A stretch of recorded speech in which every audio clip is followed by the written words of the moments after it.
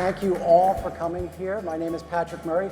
I'm director of the Polling Institute here at Monmouth University, and very happy to have Monica Crowley with us tonight.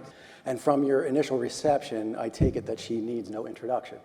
But I will give a short one that you all know. We're basics, a Fox News analyst on a specialty in foreign policy, but also hosts her own show, a radio show, and has written a number of books, some of which, two of which were about her time working with former President Nixon as an aide to him, and her most recent book, which is What the Bleep Just Happened, The Happy Warrior's Guide to the Great American Comeback, and that's on bookshelves now.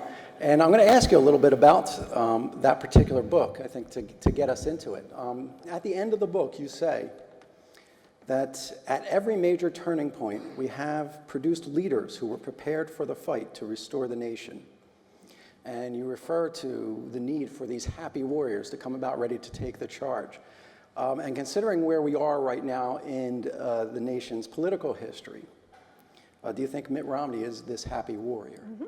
Well, thank you for that. First of all, two things. Patrick, thank you so much for inviting me here today. Very kind, very generous of you. I grew up in New Jersey, so you can take the girl out of Jersey, but you can't take the Jersey out of the girl, so I'm really excited to be here. My mom, by the way, still lives in Somerset County. I don't know if there are any Somerset County folks out here. And that's where I grew up, and I just love this state so much. And I spent many of my summers, I should say, down the Jersey Shore, Long Beach Island. Any Long Beach Island folks?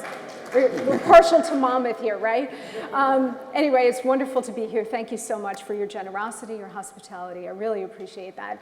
The second thing before I answer the happy warrior question is Patrick mentioned that I worked for President Nixon, which is true, but I need to clarify that I worked for him during the last 4 years of his life. Not when he was president. I was a mere embryo when the man was president. In fact, I had one woman, one time I was giving a speech, and she was very enthusiastic, and afterwards she came over to introduce herself, and we were talking, and she said, "Monica, that must have been so exciting working for President Nixon." And I said, "Yes, it was the most extraordinary opportunity of my life," and it really was. And then she leaned in, and she whispered in my ear, and she said, "Girl, who is your plastic surgeon?" True story. I was like, no, you misunderstand. So just 2 points of clarification there. Let's get into where we are today in America and your question about Mitt Romney. I wrote this book for two main reasons. One, because I saw the absolute deliberate destruction being wrought on America by the President of the United States, and it is deliberate. This is not a naive man or an incompetent man or a man who's in over his head. This is a brilliant man who knows exactly what he is doing. So I wanted to make that argument. And then the second argument I wanted to make was the happy warrior argument, which you asked about, Patrick, because I really thought that Americans, the American people, as well as whomever the Republicans nominated for president, must be a happy warrior. We all have to be happy warriors to take our country back, to get this country back on the rails, back to the very foundational principles laid out by the founding fathers of limited government, fiscal responsibility, individual responsibility, economic freedom, and strong national defense. And I thought the most successful candidates, the most successful presidents, have been happy warriors. And what I mean by that is there are two parts of the happy warrior equation, because there are two words in the phrase happy warrior. The first one, which to me is the most important, although they're both very important, is the warrior part. And what we all need to understand, and what Governor Romney, I think, now understands, is that we are in a war for the future of this country. That's what I mean about the warrior part. We are in a war for the future. The left fights this war 24/7. They use the most vicious, brutal, underhanded tactics with no apologies because they're fighting the war. And for a long time, conservatives didn't really understand that part of the equation. They thought the left was just the loyal opposition, without understanding that the left was actually waging their side of the war to fundamentally transform, Barack Obama's words, fundamentally transform the nation. Not we have a couple of disagreements on policy here and there, but fundamentally transform it into something completely different, something along the lines of a European-style socialist state. So I think it's only been recently in the last, well, maybe with the advent of Ronald Reagan, and certainly over the last couple of years that Barack Obama's been president, where conservatives, it's finally dawned on us that we need to fight this war. We need to fight this war now before all is lost. So that's the warrior part of the equation. And then the first part of the equation is the happy part. And it's very easy to become angry. I think a lot of us maybe in this room are angry about what's happening to America. We're angry at the polls. Sorry, pollster. We might be angry about the ravaging of the Constitution or the collapse of American foreign policy in the world, or what looks like the slipping away of the America we grew up in. And all of those are legitimate sources of our anger. But I thought, you know what, anger is essentially the province of the left.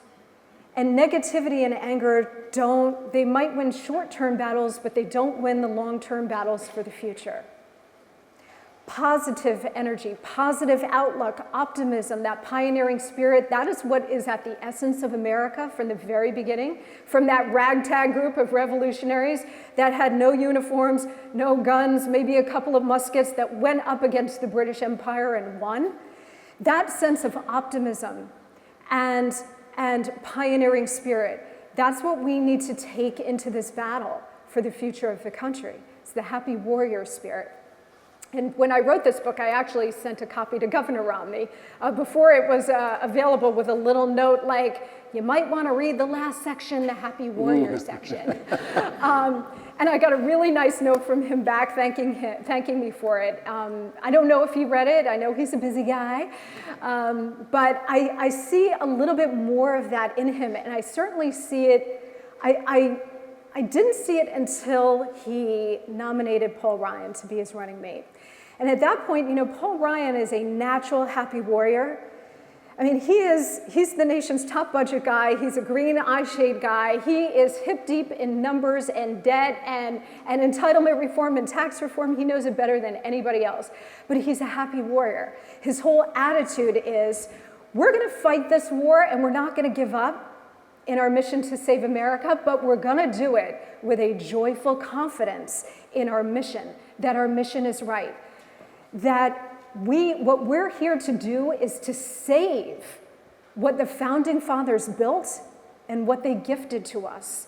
And that is a really profound thing. So the happy warrior recognizes two things. Number one, that we are in a war. And number two, the war should be fought and must be fought now, or all might be lost, and pretty soon.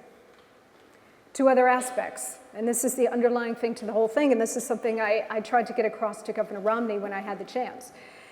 The two big parts of this narrative are, we know, we don't just assume, we know that America can be saved, and more importantly, that she is worth saving. That is the essence of the happy warrior. And after he nominated Paul Ryan to be his running mate, I saw more of that in Governor Romney. I saw the happy warrior spirit come out. He really looked happy on the stump because Ryan was with him, and Ryan has that kind of very positive energy. Would I like to see some more of it? Yeah, and in fact, I sent an email today to one of Governor Romney's top aides, and I hope it, through osmosis or something, gets to him, because what he needs to do on Wednesday night, he needs to lay out a coherent, cohesive, moral case for the free market. But as much as what he says, it's how he says it. The American people want somebody who believes in America and believes in those foundational principles and is willing to fight for them and be happy about it because he knows the cause is right. Yeah, thanks. I want to look backwards a little bit. Thank you. I do want to continue on this tack with this election, but I want to just quickly go backwards to 2008. because one of the things that you just mentioned was about Obama's policies being deliberate.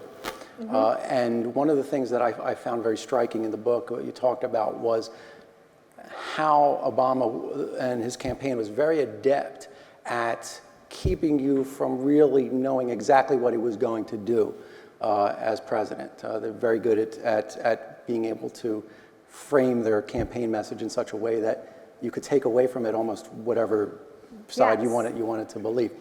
And one of the things that was really interesting, when you brought up that conversation, I think it was Tom Brooks and Charlie Rose had that conversation about, I don't really know where he stands on a lot of these issues.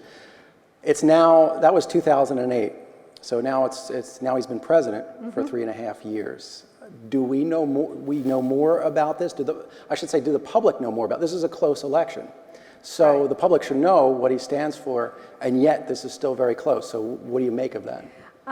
Okay, there are a couple of different elements to that question, so let's take it apart. First, yes, in 2008, he and his campaign team were very clever and very smart about how they packaged Barack Obama. And at one point, Obama even said, I am a blank screen onto which the American people are going to project their own thoughts, their own hopes, their own dreams, their own idea of what I am. And he didn't do anything back in 2008 to disabuse anybody of that. So he allowed everybody to project onto him what they wanted him to be, or what they wanted their vote to mean, whether it was finally triumphing over slavery and racial divisions, or just something as simple as Bush fatigue, or fix the economy, and this new guy is going to do it, and he reminds us of Kennedy, and it's sort of the Kennedy-esque Camelot kind of idealism.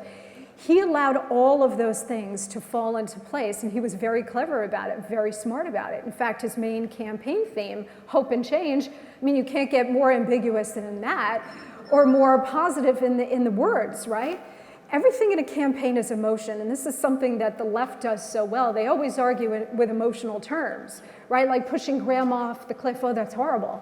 Or, who among us wants our kids not to have a great education, or who among us wants to drink dirty water or have grandpa eat cat food?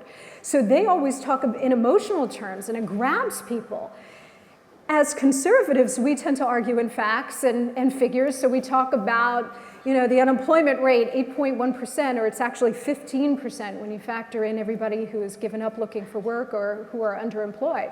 Or we talk about the national debt, and it's $16 trillion, and that's an unfathomable number. So we're talking in hard numbers and facts and logic and figures, and they're arguing with emotion. And I actually had to go on Fox the other day, and because I don't think my message was getting through to the Romney team, and I went on Fox and I literally looked in the camera and I said, Don Hewitt, who was the founder and longtime editor and producer of 60 Minutes, once said, don't tell me a story about terrorism, tell me a story about a terrorist. Because it's the emotional impact that will grab the viewer and grab the voter. And so I literally went on Fox and I said, Governor Romney, don't tell us a story about unemployment. Tell us a story about the unemployed. Governor Romney should have a bus behind him full of 20 long-term unemployed. And at every stop in Ohio and every other swing state, he should bring out 2 or 3 more people to tell their story to the local press, and then the national media will pick that up. You've got to personalize it. This is something Barack Obama and his team knew very well in 2008. It was all about hope and change. He looked to everybody in the eye and let everybody project onto him what they needed him to be. So, for example, in 2008, when he talked about the fundamental transformation of America, when he talked about remaking America, he allowed all of us to supply our own meaning to what we thought he meant by that. So again, Bush fatigue, fix the economy, change, generational change, and all of that. But what I argue in the book, and what I've been arguing ever since, is no, don't pay attention to what you thought he meant by that. Pay attention to what he meant by it. And to get to the last part of your question, Patrick, we now have 4 years of evidence about what he meant by that. This man is a socialist. There's no other way to put it. And 36 days out, there's no time to mince words. You cannot say, well, he's a nice guy, he means well. No, he doesn't. If you believe in America's foundational principles, no, he doesn't. And I'm sorry, but a nice guy wouldn't be deliberately trying to destroy what has made America great and exceptional. There is no more time to mince words. Whether you call it socialism, communism, progressivism, liberalism, statism, in the end, it doesn't matter what you call it because the results are always the same. And you see what's happening in Western Europe. There's a total implosion after decades of socialism. Sovereign debt crises are blowing up all over the place. That is our future really soon if we reelect this man. So he can't run on the hope and change ambiguity anymore. He does have a record to run on, and that's why he hasn't told the American people what he would do in a second term. Think about this. Neither Obama nor Axelrod nor David Plouffe or Valerie Jarrett, none of them have said, well, here's our plan for a second term, and you're not going to get it Wednesday night either. Because if he told you, the American people would run screaming into the street. Okay? More of this, only tenfold because he doesn't have to run for re-election. So full implementation of socialized medicine, nonstop stimulus spending proposals. Now, a lot of it rides on the composition of the Congress, whether or not he can get it through. But remember, guys, this is a man who really doesn't care about constitutional checks and balances. That's why he set up a network of over 70 czars so that he could exercise power through them rather than have to go through the constitutional route of Congress. So does he cloak? Yes, he did it brilliantly in 2008. He does have a record now. We know what he's all about. It's about growing government, and the ultimate objective of growing government is to create as many dependents on government as possible, which you just look at the record, almost 50 million people on food stamps, 49% of all American households now on some federal welfare program or state welfare program. 48% of the American people pay no federal income tax at all. He has done a great deal of this in just 3.5 years, not to mention almost $6 trillion in debt in 3.5 years, getting us up to $16 trillion. So we know what he's all about. He has made no bones about this. And for those of us who were covering him in 2008, it wasn't a mystery to us then. We knew what he was all about. We tried to warn America. Didn't work then. We're hoping that the message gets across now, not because I say it, but because of Barack Obama's own record and what he has shown us to be. And so Governor Romney's big challenge here is to not be afraid to call him out. And again, there is no more time to mince words. You've got to say, this is what this man has done. This is his record. This is where you want more of same, only worse. Elect Barack Obama, because that's the direction he will take the country. So why do you think he's doing? Thank you. Why do you think it's so close right now? Great question. Why is it so close right now? It is way too close for comfort. The polls, Mr. Pollster, you know better than I, a lot of these polls have been accurate. A lot of them have not been accurate. A lot of the national and swing state polls have done a couple of things. They have oversampled Democrats. They've also overestimated Democratic turnout. A lot of these polls that showed like Obama up by 10 points in Ohio was completely outrageous because it was like a D13 or 15 sample, which was far beyond what the Democratic turnout was 4 years ago. Nobody expects the same thing to happen this year. So you take everything with a grain of salt. What you will notice is today is October 1st, and now that the calendar has changed, you see a lot of these polls now starting to really tighten up. ABC News poll today, 2-point race.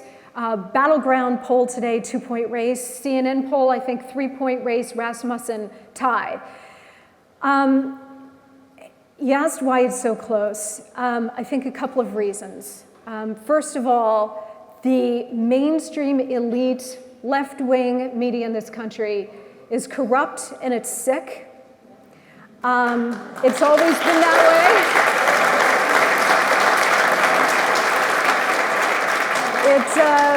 it's a sad story in America. It's always been that way. In fact, we mentioned about my experiences with President Nixon in the early 1990s. I remember one day he called me into his office, called me on the intercom and said, "Monica, would you come down here, please?" I said, "Yes, sir." And I grabbed my pen and my pad and anything else I needed. And I went down into his office, and his chair was on the other end of the office. And when I walked in, he didn't hear me come in.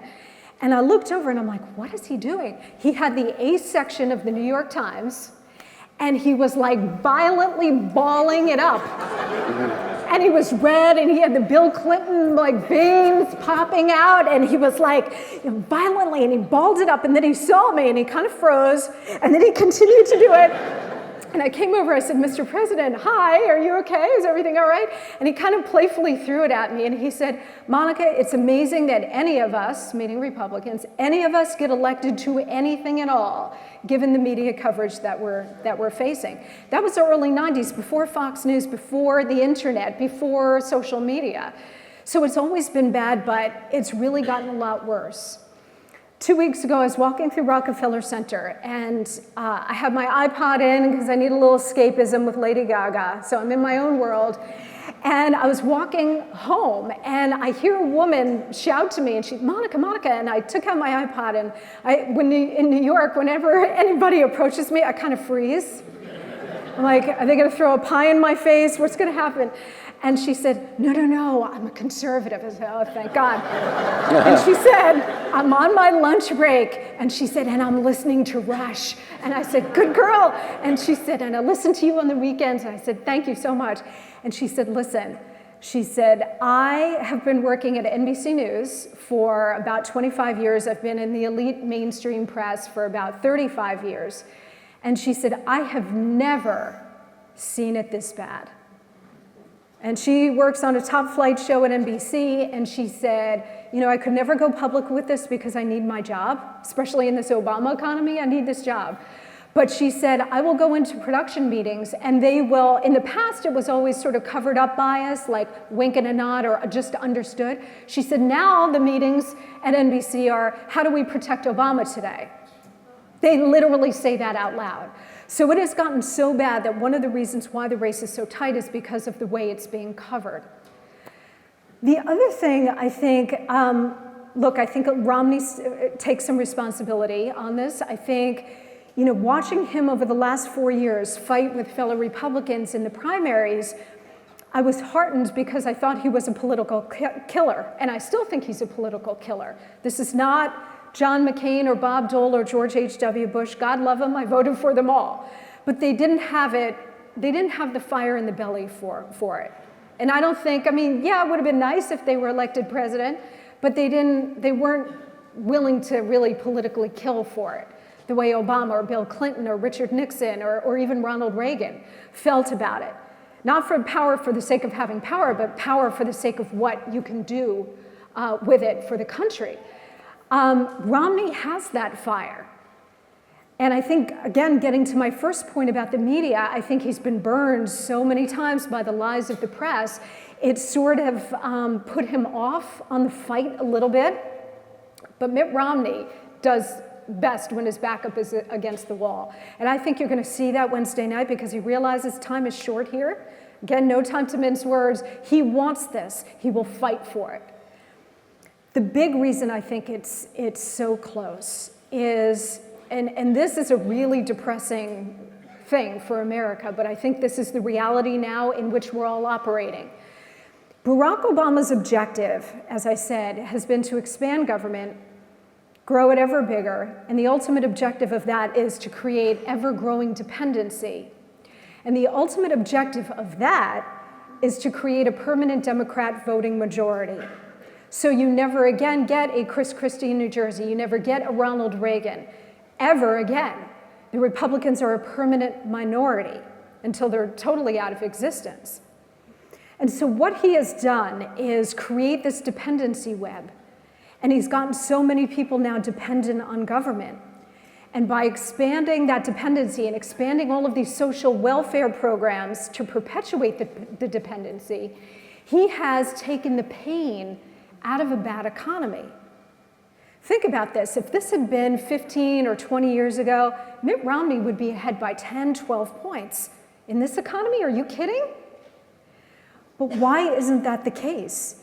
And it's the case because Obama has largely succeeded in accelerating us to that tipping point where more people are dependent on government than not. And more people are now in the government sectors in some way or dependent on it than in the private sector. And so why would you vote out the guy who keeps giving you the goodies? The Obama phone, as we heard last week. What the bleep is that? I pay for my own cell phone. All of that, the free birth control, the free phones, all of that stuff. I quote a woman in the book, Peggy Joseph, who in 2008 literally said, if I take care of Obama, he'll take care of my mortgage. And he has. And he has. And so that is what we're up against here, and that's why it's incredibly close. On top of the fact that Obama is still considered a historic, transformative figure, first black president, it's very difficult to run up against a myth. But what we have going for us this time is he does have a record, and it's atrocious. Thank you. I love this applause. We could do, after every question and answer, I love the applause. now we could do a whole segment about polling, and I'll let that slide. Just whole profession, right? But no, there are polls that you look for and polls that you trust and those that you cast a wary eye over. That's for certain. And I try to do a lot of the stuff that I do when I do media work which is try to demystify, trying to figure out the polls. Unfortunately, sometimes people who demystify the polls are actually mystifying them more. But one of the things that you did talk about was media biases. And now I am an independent voter. And I already know, I've done this, I do this every election, and I can see in this election that I'm going to be voting in all columns. And so I'm one of those bizarre people. But one of the things about trying to watch MSNBC or Fox is that I have a hard time with both as an independent voter. That there seems to be a sense, there's a lack of civility in the discourse that's going on.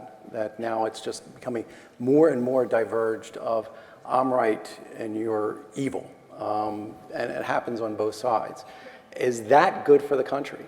Is that? Well, as a conservative, I am right and the left isn't. So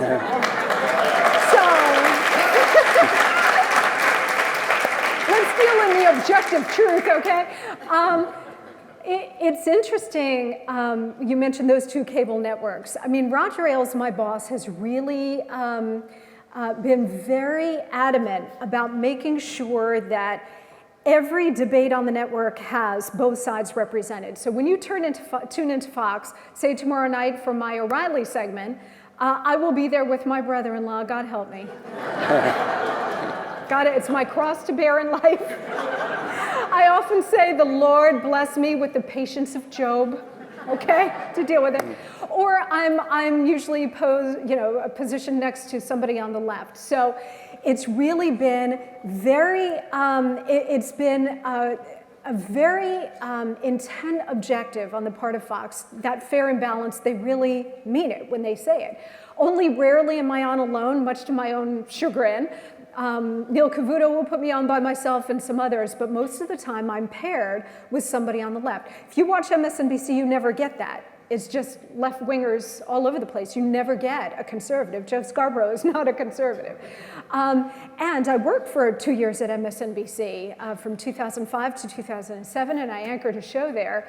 And again, patience of Job got me through it. But that was sort of the last time they had some conservatives on the air at MSNBC. It was me, it was Tucker Carlson. Joe Scarborough was more to the right than he certainly is today. And there were a couple of others. It was a left-leaning network, but they still incorporated some conservative viewpoints. You never see that anymore on MSNBC. Fox has, in prime time, definitely has a point of view, and it is conservative. Sean Hannity, Bill O'Reilly is an independent, but he's center-right. So there is definitely an editorial point of view in prime time, but daytime, the reporters, the straight reporting, every time I'm on during the daytime hours, I'm always on with somebody with an opposing point of view. It's interesting though, because a lot of people will go to different networks to have their opinions validated. And I think that's human nature. I mean, sometimes I'll flip to other networks just to see what the other crazies are doing. And I want to know what everybody, know thine enemy. So, you know, tune into CBS or NBC, ABC, CNN, and hear what they're saying. And I can only take about 5 minutes of it. And I feel my blood pressure going up. And I'm like, that's 5 minutes of my life I'll never get back. But I do think that people gravitate toward media outlets, internet websites, blogs, and things, in large part to see their views verified or echoed back to them. And it is true that there is a big echo chamber, and it's gotten more sophisticated and also more complicated, and in some ways more simple, I think, with the internet and Twitter, where you have to do it in 140 characters or less. But I think more media is better, because in the past, when you only had 3 networks and they all leaned left, but you didn't even realize they leaned left because there were only 3, so you didn't realize that what Walter Cronkite was telling you was skewed, or you didn't even think that you know, what Huntley and Brinkley were telling you, they were selecting the stories and dismissing other stories. At least now, because you have such a wide and diverse and disparate bunch of media to choose from, yeah, I think a lot of people do go seek out their own positions to hear them reflected back to them. But I also think that that is a huge service to the country too, because now you have so many different viewpoints to choose from. Now you know there's not just one and that's the way it is. No, it's not the way it is. There are other points of view out there from all sides. So, you know, to some extent, yeah, there's an echo chamber. Sometimes debates and things do get heated. Sometimes they do get out of hand, but people feel passionately about their point of view. I know that happens with me sometimes, once in a while, but I don't think it's a bad thing. Okay. It's interesting because, you know, we think about the need for an unbiased media, or a media that at least I don't think that ever existed. I agree. Yeah, I don't think that ever existed. I think that was some idea that arose after World War II that really never happened. Right. And for me, my big complaint is that C-SPAN isn't in HD, so which is what I tend to watch everything. I'm a fellow C-SPAN geek, so yeah, which I tend right to watch the conventions on, because you just see the convention and nobody else's commentary on them. But I watched it there too, by the way. Yeah. Don't tell my boss advice. You talk about Paul Ryan a lot in the book. Mm-hmm. Not a lot, but you do mention him quite a bit. And this was obviously before he was chosen as the running mate for Mitt Romney. What do you see as his future, his role, not only in the party, but in a potential Romney administration? Is he really going to be able to take the lead in the budget, or is he going to be co-opted by Romney? What do you think is going to happen? No, I think he will be the point person, assuming Romney gets elected, and I pray every day. I think the reason he chose Paul Ryan, one, because of the happy warrior spirit, which I think Romney really needed and needs. But the other thing is that what the Paul Ryan choice signaled was that when Romney and Ryan get elected, they're not just going to manage the federal government, they're going to transform it. And not in the way Barack Obama meant transform, they're going to transform it so that it survives, so that our budget gets under control, so that these entitlement programs are there for the rest of us and future generations. It's about transforming the way business has been done and I want to make this point because this is really a critical point, by both Democrats and Republicans alike, okay? Now, the Democrats are more guilty than the Republicans because they've spent more, they've grown government more, but that doesn't mean the Republicans are blameless, hardly. The Republicans for decades have gone along with the Democrats on this big government, big spending joyride for a lot of different reasons. Compassionate conservatism, which we now know is neither compassionate nor conservative, or afraid of how the media was going to paint them as insensitive somehow. Whatever the case may be, bringing goodies home to the district or to the state, doesn't even matter. The point is that the Republicans lost their way a long time ago. They are at fault for getting us to $16 trillion in debt to a great extent. And they keep getting their butts kicked in every election because they're not giving a clear, different path to how we get this thing under control. Paul Ryan has taken a lot of slings and arrows. He's been incredibly brave. He put out not one, but 2 subsequent annual budgets that have the courage to take on these things that are known as third rails in American politics. Tax reform, entitlement reform, okay, dealing with Medicare and Medicaid and Social Security, deregulation. He's taken on all of these things. The left-wing media has pounded him. The White House has pounded him. I mean, Barack Obama slammed him to his face about 3 years ago. And still, Paul Ryan gets up and lives to fight another day because he knows that this is the right thing to do. These programs are going to either be reformed and be there for us and future generations, or they're going to implode and thereby collapse the entire American system with them. So what Ryan's trying to, I mean, look, a really radical conservative approach would be scrap all these programs. There's nothing in the Constitution about health care or Medicare, life, liberty, the pursuit of happiness, and oh yeah, health insurance. The founders didn't say that. A really radical plan would say, get rid of all of it. We can't afford it. This is not what the federal government is supposed to do. That's not what Ryan is saying. Ryan is saying, wait, guys, we understand that there is a need in the world's greatest superpower and richest country in the world to have a decent social safety net. But it has to be reformed if they're going to continue. So we're not trying to destroy these programs, we're trying to save them. Of course, that gets grossly distorted by the left, by the president, by the sick media, and it gets completely taken out of context and warped. But Paul Ryan is a hero of the Republic.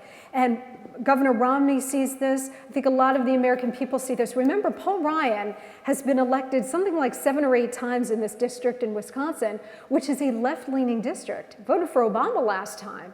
And yet the folks in his district in Wisconsin see that he's brave. And I think most of the American people understand this. We don't want our intelligence insulted. We know that this needs to be done. And so I think Ryan, as vice president, he will certainly take the lead on all budgetary matters. He will go head to head with the Democrats, and he will lead the charge to get the necessary reform done. Okay, from what you said tonight and what we've seen in the book, we have a pretty good sense of where you think a Romney administration would take the country and fix a lot of the things that you said were going in the wrong direction.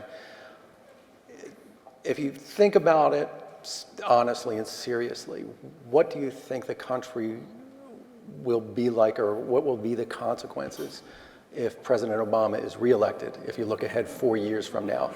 Ooh. Yeah. I hear the murmur in the audience. But you said, you said it's going in the wrong direction. So Right. how bad will it actually be? Will 4 years mean we've gone over the cliff and we can't pull back at that point? Yes, short answer is yes. This is our last shot. Okay? I mean, the American mind is generally still a very idealistic mind. And we always tend to think, well, there will be something there to stop the catastrophe, right? Like we always think, well, Congress will stand up and stop something, or, the media will raise a flag, or, the Supreme Court will stop something crazy, Sharia law or Obamacare. We always think that there will be a bulwark against absolute catastrophe or changing the fundamental nature of America.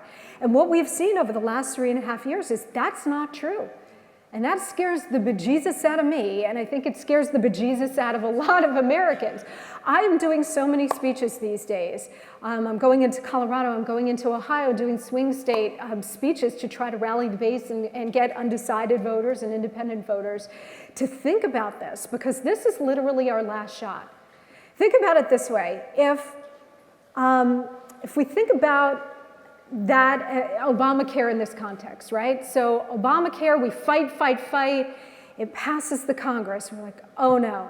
Obama signs it. We're like, oh no. This is a disaster. This is socialized medicine. This is going to ruin America. Going to ruin medicine, and it's going to blow out the budget.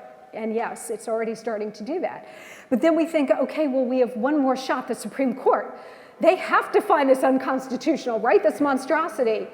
And then they don't. And you think, wait a minute, what? It's shocking to the American mind because we always think there's one more final stop and it'll end at some point. And that hasn't happened. So literally this election in 36 days, this is it. This is the last stop on the train. This is it. And you ask what America will look like. You know, I think Governor Romney, the question, the old Reagan question, are you better off today than you were 4 years ago? Clearly the answer is no for every American, okay? But that should not be the question. The question today should be, not are you better off today than you were 4 years ago, but will you be better off 4 years from now if this man is reelected? You're gonna see unprecedented stimulus money requests. And again, it depends on the composition of the Congress, and they still control the purse strings, but I'm sure he'll find a way around that too. But you're gonna see more and more spending, exercising power through these czars, at the EPA and everything else, things he can't get through Congress, he does it just unilaterally through the executive branch. Killing the energy sector, killing the healthcare sector, killing the industrial base, killing the financial sector. All of these things that he started to do. Remember, those are the four main pillars of the US economy. The industrial base, financial sector, healthcare sector, and energy sector. He has gone after all four simultaneously, has had more success in some areas like healthcare than in others, but he is killing energy, killing healthcare, deliberately taking down those pillars to rebuild them as socialist models. And if we re-elect this man, America will be unrecognizable in 4 years, and I mean that. Unrecognizable. The fundamental transformation of this nation, which is already underway now. You'll have the full implementation of Obamacare. You'll have everything that he even dreamed about, dreams from my father. And by the way, what do you think that means? His father was a communist. Those are the dreams from his father. You will have an unrecognizable America. One last thing, and then we'll go to the next question. My fiance and I had his niece to our house this summer, and she's about 23 and adorable, but she voted for Obama last time, so we tread carefully because we want to bring her on our side. And so my fiance said to her, "So who are you going to vote for?" And she got all nervous, and she kind of looked around, played with her hair a little bit, and said, Uncle Billy, I don't really know. I don't know yet. And he very calmly looked at her, and without raising his voice, he said to her, "Holly, how bad does he have to be?" And I thought, that is the most brilliant formulation. That's the way to frame the question to undecided voters. Very calmly, without anger, without real emotion, how bad does he have to be for you not to rehire him? You have the power. We all have the power. Founding fathers didn't give us 3 branches of government. They gave us 4. And the stealth 4th branch is us, to keep these clowns in check. And so the idea, well, I don't know, my friends are voting for Holly, how bad does he have to be? And I thought, for anybody who is dealing with a family member or a neighbor or a friend who's undecided or claims they're undecided about how to vote, I think that is the perfect question. Given 43 consecutive months of 8+% unemployment, actually 15% unemployment, anemic economic growth, 1.25% last quarter, that is pathetic. In the Reagan recovery, we had upwards of 9% GDP growth every quarter, 9%. Million jobs being created almost every month in the Reagan recovery. Unprecedented fiscal and monetary stimulus, record-breaking debts as a result of that, and for what? Socialized medicine on top of it? For what? How bad does he have to be? That's the question. Okay. Let me, I'm going to ask one more question. We're going to open up to the audience after I ask this question. There'll be people, polling institute staff roaming around with microphones, so if you want to ask a question, just make yourself known to them and they'll hand that off. But my last question to you is, looking back over the last 3.5 years, except for Obamacare, if you could change one decision or one thing that President Obama did, what would it be? Good question. You're taking Obamacare off the table. Yes, that's off the table, That's because that would have been the answer. I would probably say the nearly $1 trillion stimulus, which stimulated nothing but government. It was $1 trillion, put us $1 trillion in debt, and was all transfer payments to state and local governments to keep the government payrolls going. But what it did was, of course, it was a giant payoff to Democrat constituencies, but what it did was set the table for the incredible spending that we saw after that. Writing this book, I was going through literally week by week of the Obama presidency, and I was stunned by how much leftist insanity, constitutional abuses, just pure madness, the weird cult of personality every week, some craziness every single day, actually. And I was stunned because I had forgotten that almost every month after the stimulus, he was proposing like another $450 billion spending proposal. And he got a lot of it through while he still had Democrat majorities. But when the Republicans came in 2010, all of that came to a screeching halt, but he still continued to propose these incredible spending programs for jobs and infrastructure and all the stuff we know is not true. But I would say, apart from Obamacare, I would say the stimulus, which he let Congress write and go wild with, because it did set the stage for the incredible spending blowout that we have seen since. And now we are in an unbelievable position. I mean, $16 trillion, no nation on the face of the earth has ever racked up that much debt. How do we ever pay it back? It's a rape of America. It's a rape of our children and our grandchildren. And to me, it's a crime. It's a crime against the United States. All right, we're going to open it up. We're going to open up to questions. I just ask that you be respectful of our guest and others in the audience as well. Hi, my name is Mark. Hi, Mark. I'm a member of Bayshore Tea Party, by the way. Two things briefly. Tea Party. Yes. You're gonna get everybody out on November 6th, right? We're working on it. The Tea Party, excellent. We're working on it. Two things, one a comment and one question. The comment, I'd like to suggest that for conservatives, the right attitude is not rage, but outrage. The question, what in thunder do we do about the Senate? Thank you. Yes, very important question about Congress and the makeup of the Congress, and in particular the Senate, because it does look like we're going to hold the House of Representatives. I can't state enough how important control of the U.S. Senate is. Even if Obama is reelected, we get a 50-50, then he controls, because Biden, God help us, will be casting the deciding vote in the Senate if we've got a 50-50 split. It is so important.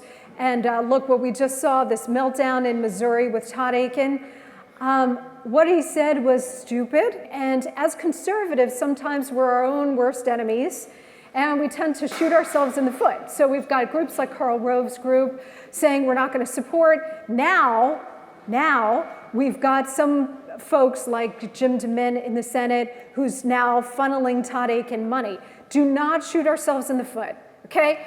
If there is a pineapple running for the U.S. Senate on the Republican line, you vote for the pineapple, okay, over the Democrat.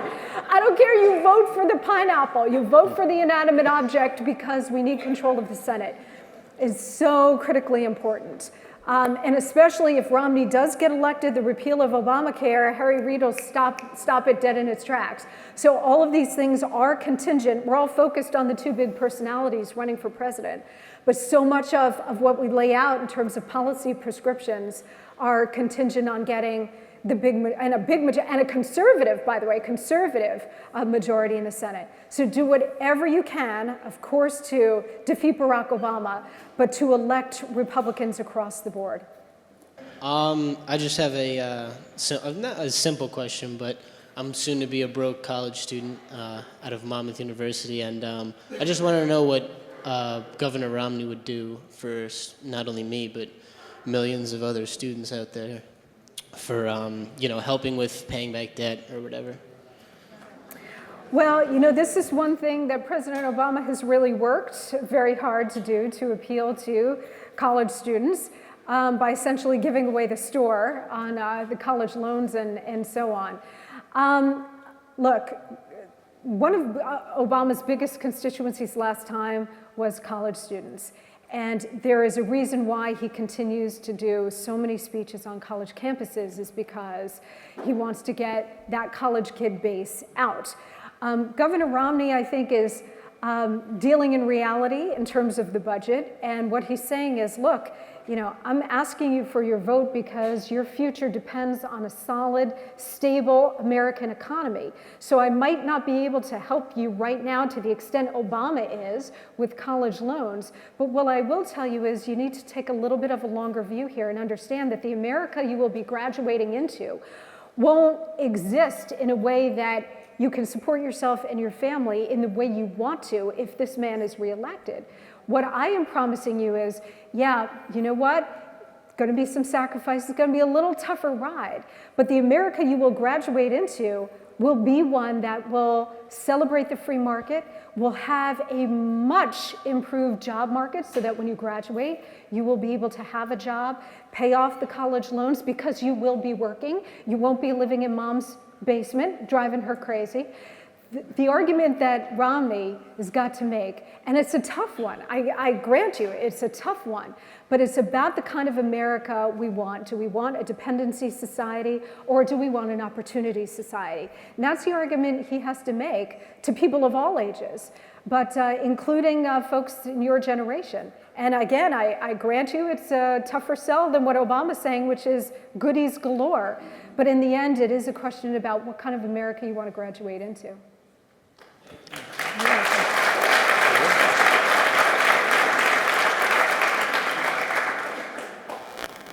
My name is Milton. Hi. I'm one of the 49% you described who receives a government check every month. Now, and you described it, the people who receive it, in not such nice terms, I don't remember exactly. Now, I worked for 36 years as a design engineer at Fort Monmouth, designing equipment for the United States Army. I spent 3 years in the Army in Europe and in the Pacific. For all the years that I worked, 7.5% of my salary went towards my pension. Do you really think I should be ashamed at receiving a government check every month? And why? No, that's not what I was saying, sir. That's not what I was saying, sir. And first of all, God bless you and thank you for your service in the United States Army, defending this great nation. Thank you, sir. We thank you. We thank you from the bottom of our hearts. No, what I was talking about, when I said 49%, what I was talking about, 49% of all American households are on a social welfare program. Not talking about your pension. We're not even talking about Social Security here, which you all pay into, and a lot of people say that's not an entitlement, and I agree with that. You pay into the system. What I am saying is that in order for the system that you describe and that you benefit from, in order to have that survive, for our friend Brian or Ryan over here and future generations, you have to reform it now. What Paul Ryan is saying in terms of Medicare and Social Security will not affect you one bit, sir. This is about my generation and younger. It will affect us. And by the way, if we want to go down the road of traditional Medicare, I can choose that if I want to. But he's saying something has to be done. You have to introduce some free market principles here for those programs in order to have them survive and not have this country go completely broke. So it's two completely different things, sir. Thanks. I think we have a question over here, Frank.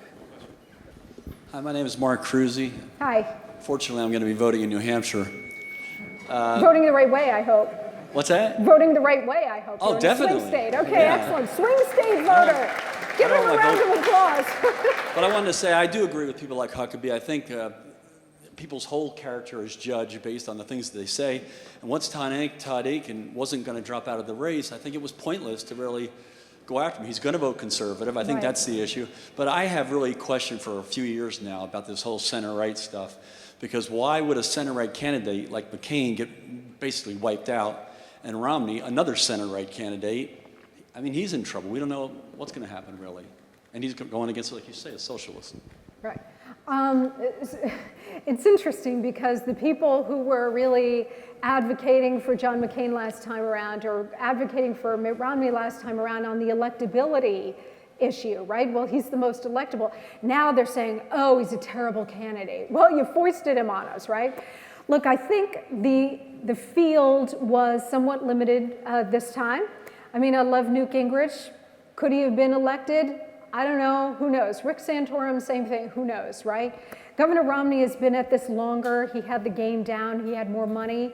And he does look the part. And, you know, we talk about the media. Looking the part is really important, whether you want to believe that or not.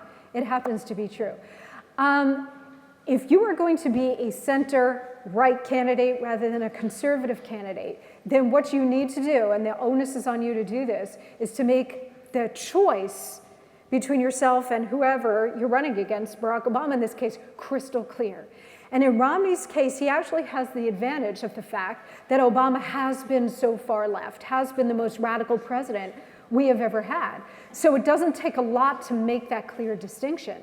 One of the things I've been really heartened to see, and I want to see Romney do more of it, is make the moral case for the free market, the moral case for free enterprise, because Obama is making the moral case, such as it is, for redistributionism and statism. He is not ashamed of that. He is proudly making that argument. He's standing on socialized medicine, although he's not really running on Obamacare, but that is his record. He did it, and he was going to do everything he could to get it done. So the distinction has already been made really clear for Romney. But to talk about the moral case for the free market, not just, yes, I'm going to do all these reforms, we're going to get a booming job market under my administration, we are going to reform these entitlement programs and we're going to save them, and all of that is critically important, and all those specifics he should be talking about. But the overarching narrative should be this moral case for the free market, about how prosperity begets prosperity. And that's what has made America great. I want to see him do a little bit more of that. I think we're going to get it on Wednesday night because I've seen him do that. I've seen Paul Ryan really do that. And this is how a center-right candidate like Mitt Romney can succeed. Because look, people want to like Barack Obama, so you can't just say, well, I'm Obama light. You can't just say, well, I'm kind of a Democrat, I'm like a Xerox copy, but a little bit lighter. No, because people will say, well, why would I vote for that then? I'll just go with the guy that I know. So you have to make the distinction really clear. And it's a little late in the game, but better late than never. And starting this week with the debates, I think you're going to see more of that. And I think you will start to see the polls then. You'll see some more momentum going in Romney's direction. Okay. I think we have a question over here, someplace. I wanted to address the issue with Obamacare. As a young senior, I'm really concerned with. You mean a senior in college, right? Yes, that's. I went here. This is a great school. I'm concerned about Obamacare, and as you can see in the news now, we're starting to get hit with certain portions of how bad this Obamacare is. Mm-hmm. They've got the 30-day readmission rule, if no one knows about that, and that's going to be harsh on the older generation, which we all will be down the line. Somebody addressed myself the other day about they went for their maintenance and it's not covered anymore on Medicare. That's starting to dissolve. So all these things are happening. My question to you is twofold. If Governor Romney becomes president, he said he would try to put together, probably dissolve the whole Obamacare. Right. I understand there are some good portions of it, of what's in that bill. Very few portions are good, but some are. I want to get your opinion on what you feel he's going to do if he becomes president. And number two, you mentioned you've been going around the country, Ohio and whatever. What is the feedback with the seniors? Do they care about what's going on with this Obamacare? Yeah. Have they addressed it with you? And what do you feel this will this help Governor Romney get elected with the seniors? The three biggest issues that I hear about when I go around the country or do my radio show: jobs and the economy, obviously, spending and debt, and Obamacare. And they're all kind of equal in weight. People are absolutely petrified at the notion of Obamacare, because all of the horrors that you see in socialized medicine elsewhere, whether it's the UK or Canada, it will be here 1,000-fold. And remember, whenever we talk about spending and debt and the implosion happening in Western Europe, remember all those Western European countries have a backstop in Germany, right? They have or the backstop in the UK or the European Union. They know somebody will be there to bail them out. We don't have anybody, so we implode. That's it. There's nobody there to bail us out. And Obamacare is the single biggest grenade being thrown into this economy and into this budget. This will just bust apart everything else. Now, it's so funny, we hear from the CBO and different analysts about how, oh yeah, that almost $1 trillion figure over 10 years, really low ball. Well, I mean, come on. In reality, you're gonna cover 35 million more people. You're gonna extend healthcare coverage and healthcare services to 300 million people in America, and it's only going to cost you less than $1 trillion. Give me a break. Now we know it's going to cost probably $6 trillion over 10 years, and that's probably a low ball estimate. In terms of care, what I hear from senior citizens, I hear a lot about death panels, which Sarah Palin got mocked relentlessly for, and she was absolutely right about this. We're starting to see this now, by the way. Rationing of services, because when the government runs anything, first of all, they don't really care about costs, but then they do because they have to report to Congress or they have to show the American people they're being responsible. But every major government healthcare program, Medicare, Medicaid, the fraud, the waste, the abuse is outrageous, and who pays for it? All of us. People are actually paying federal income tax, right? State income tax. So I hear from senior citizens a lot of worry, a lot of angst. Look, we saw this during the whole Obamacare debate. When you looked at those town hall meetings, what did you see? It was Tea Party members, and it was concerned folks, but a lot of seniors were there screaming their heads off, because the rationing and the tightening of access is going to hit senior citizens more than anybody else. And after age, I think it's 72, you need a new hip, forget about it. Not going to be, no. Because after 72, the government's going to consider you worthless. No longer an active contributor to society, i.e. paying taxes to support all of this. So you're going to be shunted off. Long waiting times to see the doctor. Doctor's going to say, I really don't think that hip replacement surgery is right for you. Take it from me as your doctor. Enormous pressures on them. Doctors, so many of my doctors say, I'm not taking any more Medicare. Patients, forget it, I can't. I'm getting paid nothing as it is. You think I'm going to continue down this road? So huge doctor shortage. This is going to be a nightmare of epic proportions. Now, does that mean that the healthcare system in America doesn't need reform? Of course it does. Romney has a little bit of an Achilles heel on this because he did do a state-run thing in Massachusetts. But he has argued that, look, the states are supposed to be experiments, right? Laboratories to experiment with this kind of stuff. What he should do is take it one step further and say, my state was a laboratory for this. It was a disaster. I take full responsibility, but you know what? It's blowing out Massachusetts' budget. We can't cover all these, it's gone completely out of control. And so the point of the laboratory is to learn what works and what doesn't work. State-run healthcare in this universal way does not work. That's what he should be saying. I'm not sure he will, but that's what he should be saying. What he will do, I think, number one, assuming he has a Senate, which we just talked about, to pass a repeal of Obamacare, he will unequivocally sign a full repeal of Obamacare. Then he will go back and he will rewrite a bill or do it piecemeal, which is what I think he should do anyway, introducing free market incentives into the healthcare system, which has been sorely lacking. So the ability to buy health insurance across state lines will lower the cost because everybody will be competing across state lines. It won't just be 2 or 3 companies in any given state. You'll have 15 companies from whom to choose. Tort reform, which Democrats will never do because they're in bed with the trial lawyers. I think all of those things and more he will do to try to reform healthcare. And that's a much healthier way of going about it than taking over 1/6 of the US economy. Thanks. Sure. I think we have a question here and there. We'll start over Here with Liz. Okay, we have Tony Graciano. We have someone else first. From Toms River. Hi. Hello, Monica. Hi. I may be wrong about this, and I'm wrong a lot, at least my girlfriend tells me that. But we're here in an educational institution. I think this question is apropos.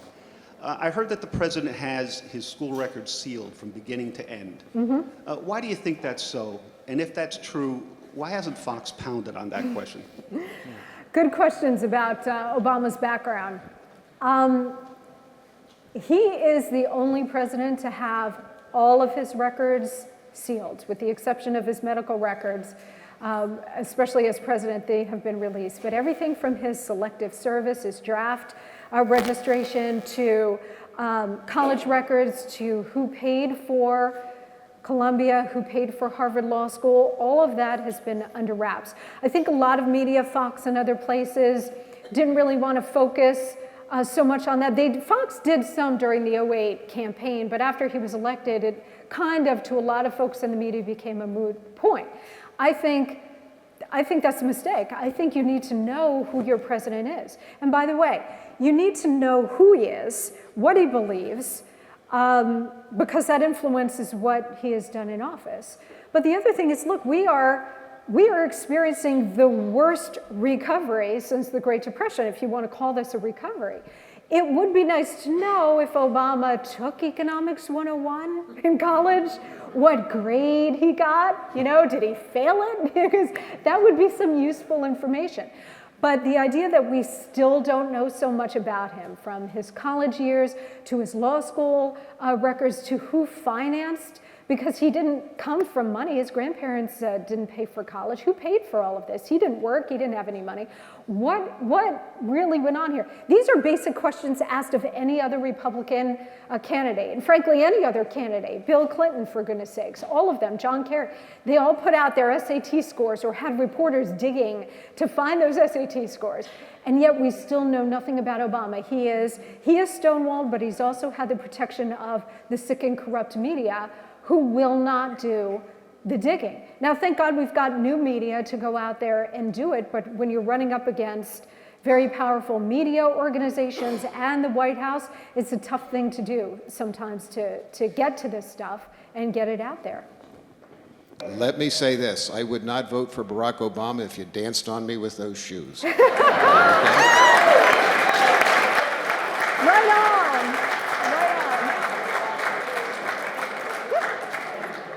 Why does it take an accountant to make this group laugh? Sorry about that. But my question is this. So I'm not an Obama fan, but what's going on with Romney? At the convention, he had 5 points. I've yet to hear what those 5 points are. 1 week, he's going to reduce the taxes for the rich. Now he's backing off on that. What's going on? When is he? I'm looking forward to Wednesday night, but I'm not optimistic. I don't know if this guy can do it. What do we have to do to get him to tell America that it's now or never? I hear what you're saying. Yeah. Agree with every word you say. Can you maybe pinch in for him on... I'm happy to go in on Wednesday night. What do you think, you guys? I'll wear the dress.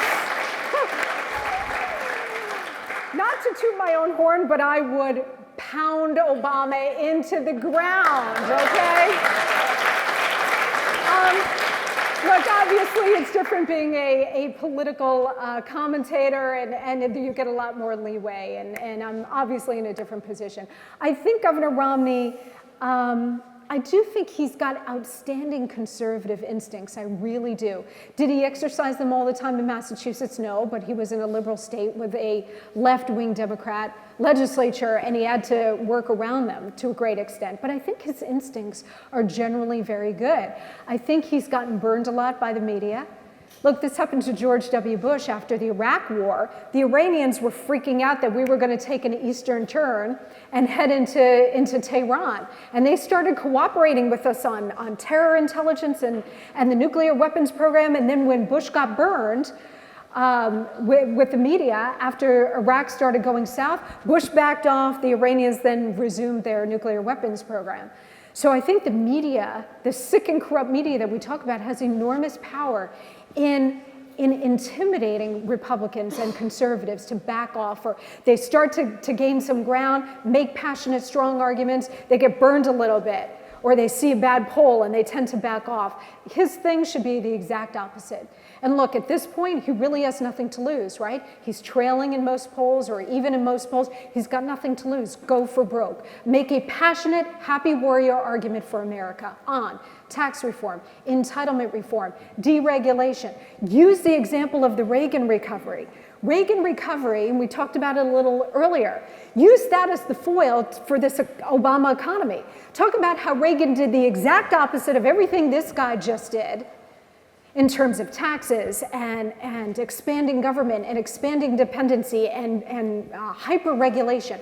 Reagan did the exact opposite, and look at the economy he gave us. 1 million jobs created every month, 9% economic growth, a booming economy that lasted 25 years, the biggest post-war economic expansion in American history. If he were to do that and set it up that way, the comparison, the contrast, would be so clear that answering the question, how bad does he have to be, would be so easy. It would be, and it doesn't require any work. You lay out your agenda, you lay out the Reagan recovery versus this guy's so-called recovery, and then you don't have to do anything else. You kind of sit back and say, I yield the balance of my time. That's what he needs to do. Next question. All right. We have one more question right here in the center. Hi, Monica. Hi. My name is Frank Gonzalez. Hi, Frank. I'm from the Bayshore Tea Party as well. Yay! Tea Party! Woo! My question is this. The gentleman in the White House, do you think that he's caused more damage from within than any outside foreign army or anything to this country? And what, to your fiancé said, you know, what does it take? Well, what does it take for the American people to acknowledge that this man is a socialist and is ripping the country down from within? I mean, what are your thoughts on, has he done more damage than any other war that the United States has faced in the past, from within? Yes, and yes. You know, when you go back and look at the history of the Cold War, the Soviets struggled for years about how to infiltrate the US government, and they did have spies in here, and look, they got in, socialist and communist, progressive, liberal, again, whatever you want to call it, they got the influence into two things. We were talking about this before the event tonight. They got a stranglehold on two key pillars of US society. They gained control of the culture, movies, Hollywood, you name it, and they gained control of the campus. And we're sitting on a college campus. And they understood that if they grabbed control of the culture and the campus, indoctrinating young people and so on, and doing it also through the culture, that they could transform American society in ways that they couldn't by seizing, say, control of the presidency with an out communist, right? And in a way, over many decades, their project has really worked to the point where you can get somebody as radical as Barack Obama elected and, God forbid, reelected. We're at that point now because we as conservatives have ceded the culture and the campus for decades and let the left run wild without being challenged. So has he done? He's done enormous damage because, look, as I write about in the book, this is a man, and I don't believe in mincing words, you got to tell the truth here. This is a man who fundamentally doesn't believe in America the way we believe in America. He was raised by his mother and his father, both were communists. His major mentor growing up was Frank Marshall Davis, who was one of the most outrageous and prominent communists in the 1950s, who was in Hawaii with him. And his mother used to send him next door to Frank Marshall Davis's house. The FBI was all over Frank Marshall Davis. J. Edgar Hoover had a file on Davis this big saying if war breaks out with the Soviet Union, they had a list of communists in America to arrest like that. Frank Marshall Davis was on that list. And there's young Barack Obama at this man's knee every day for years in Hawaii. So let's not try to think, oh, he's just misguided. No, this is a man who was steeped in communism from the time he was very, very young. Then, of course, he goes to college. It's a little, still a little misty. We don't know what that was all about, but he admits he sought out Marxist professors and his fellow Marxist students. And then he goes into Chicago and hooks up with all of these Alinskyeites, including David Axelrod and Bill Ayers and Bernardine Dohrn and Jeremiah Wright. Very, anti-American, yeah, anti-American radicals. I don't know any anti-American radicals who want to destroy and bomb the country, but he did, okay? And then, wait, one last thing. If anybody said, well, Monica, you're just saying that because you're a conservative, think of the words of Al Sharpton, who I quote in the book, in 2010 on MSNBC. Al Sharpton said, and I quote, "There is no question but that America voted for socialism when they voted for Barack Obama." Okay? So it's clear to everybody on the left, it's clear to Obama, those of us out here going, gosh golly, I wonder what he's really about. What's he doing? It is crystal clear. And he is doing it from within. He's doing it with the network of czars. He's doing it through whatever means possible, using the media and everything else in order to do it. And that is what is so terrifying. Because at least with an external enemy, you can fight it. You can see it clearly. It's coming at you. You can fight it if you choose to do so. What the American mind can't process is that we gave the keys to the kingdom to an absolute stranger who is destroying us from within.